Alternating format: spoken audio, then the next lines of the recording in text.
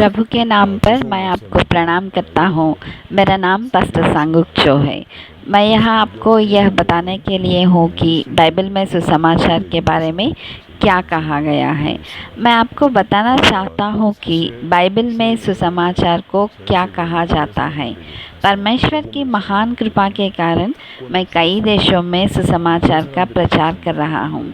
हालांकि जब मैंने कई महत्वपूर्ण बुजुर्गों और पादरी से यह सवाल पूछा था कि सुसमाचार क्या है, तो वे बहुत परेशान हुए, क्योंकि कई लोगों के लिए सुसमाचार का अर्थ कुछ वर्णमाला की तरह है जो बचपन में सीखा गया था। फिर भी कुछ लोगों को लगा कि मैं उन्हें कम कर रहा हूँ। जब मैंने उनसे पूछा तो उन्होंने कई तरह के जवाब दिए। कुछ लोग कहते हैं कि सुसमाचार बाइबल है, अन्य लोग कहते हैं कि सुसमाचार यीशु है। मैंने इस तरह के कई जवाब सुने हैं। हाँ, उन्होंने सब सही कहा। सुसमाचार बाइबल है, तो फिर बाइबल क्या कहती है? यह बस बाइबल की परिभाषा है। हाँ, अच्छी खबर यह है कि यीशु कोरिया में तो कई लोग इतनी आसानी से यीशु का नाम नहीं लेता है, लेकिन दुनिया भर में ज़्यादातर लोग का नाम यीशु है। हालांकि वे सब क्रूस पर चढ़ाए गए यीशु तो नहीं है। लेकिन जो मैं यहाँ कहना चाहता हूँ वह है कि हमें यह जानने की आवश्यकता है कि यीशु कौन है। यही सुसमाचार की सच्ची परिभाषा है। मुझे उम्मीद है कि आप इस वीडियो और आगे वीडियो देखने के बाद इसे बेहतर ढंग से समझ पाएंगे। इस वीडियो में और अगले वीडियो में मैं आपको मूल बाइबल के उद्देश्य के बारे में बताने जा रहा हूँ।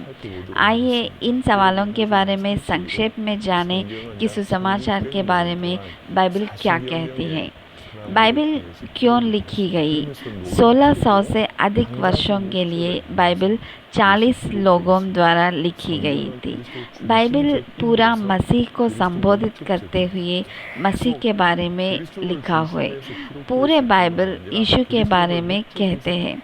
बाइबल का अंतिम उद्देश्य मसीह को सूचित करना है। बाइबल मसीह उद्धारकर्ता जो हमें बचा सकता है और भुना सकता है, उनके बारे में एक किताब है और कुछ लोगों के बारे में लिखा गया है। प्रथम में बाइबल परमेश्वर की पुस्तक और परमेश्वर का वचन है।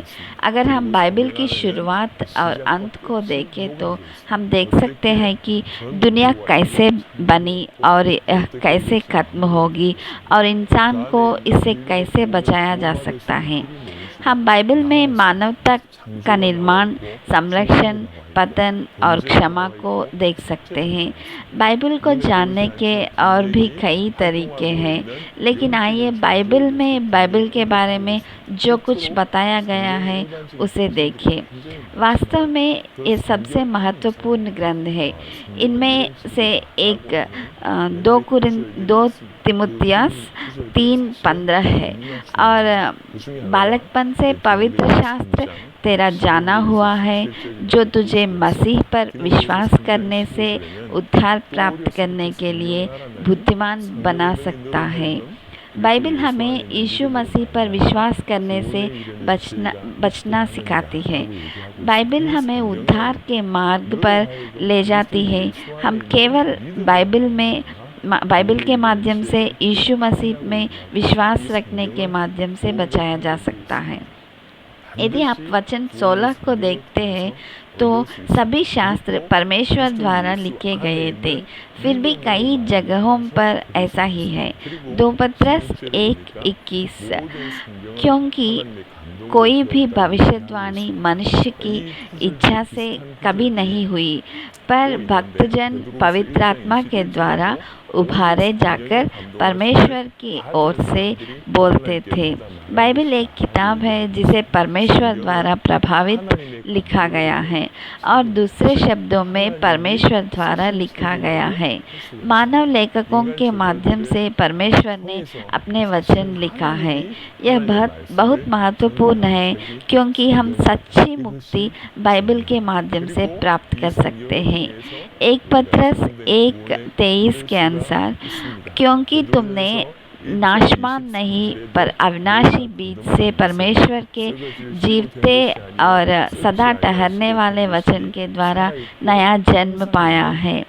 बाइबल परमेश्वर द्वारा दी गई पुस्तक और परमेश्वर प्रदत्त पुस्तक है।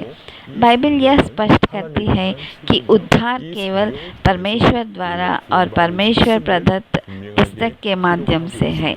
अन्य सभी शास्त्र दिव्य लोगों को धार्मिकता सिखाने, फटकारने, सही करने और धार्मिकता सिखाने में मदद करते हैं। बाइबल अकेले ही हर अच्छे काम को करने के लिए प्रोत्साहित करती है, जिससे उन्हें पूर्णता मिलती है। भजन संगीत 119 105 में, तेरा वचन मेरे पाँव के लिए दीपक और मेरे मार्ग के लिए उजियाला है कहा जाता है। बाइबल हमें रास्ता दिखाती है। सभी बाइबल भविष्यवाणी और उसकी पूर्ति है। परमेश्वर ने हमें अपने वचन से आशीर्वाद दिया है। ईश्वर शब्द को पूरा करना होगा।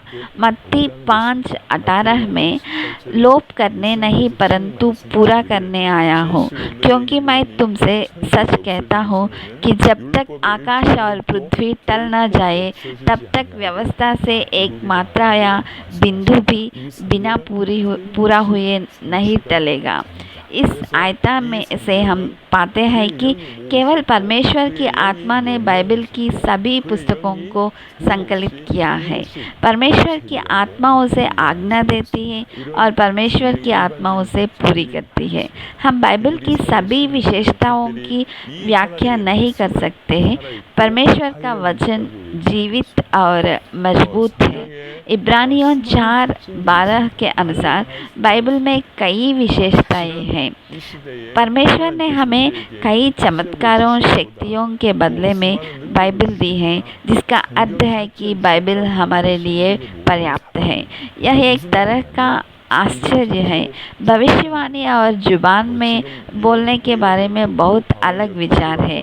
अगर हम सभी को एक तरफ रख दे तो बाइबल हमारे लिए काफ़ी है। दूसरे शब्दों में, बाइबल के अलावा हमें किसी और चीज़ की ज़रूरत नहीं है। बाइबल की यह अद्भुत पुस्तक बार बार उसी उद्धारकर्ता की कहानी कहती है। बाइबल बार बार उद्धारकर्ता के बारे में क्यों कहती है कि हम केवल उद्धारकर्ता के माध्यम से बच सकते हैं, अर्थात केवल हम मसीह के माध्यम से ही हमें बचाया जा सकता है। आज हमने बाइबल की विशेषताओं के बारे में संक्षेप में सीखा है। अगले भाग में मैं बताऊंगा कि बाइबल क्यों लिखी गई थी और बाइबल में सुसमाचार क्या घोषित किया गया था। आपका धन्यवाद।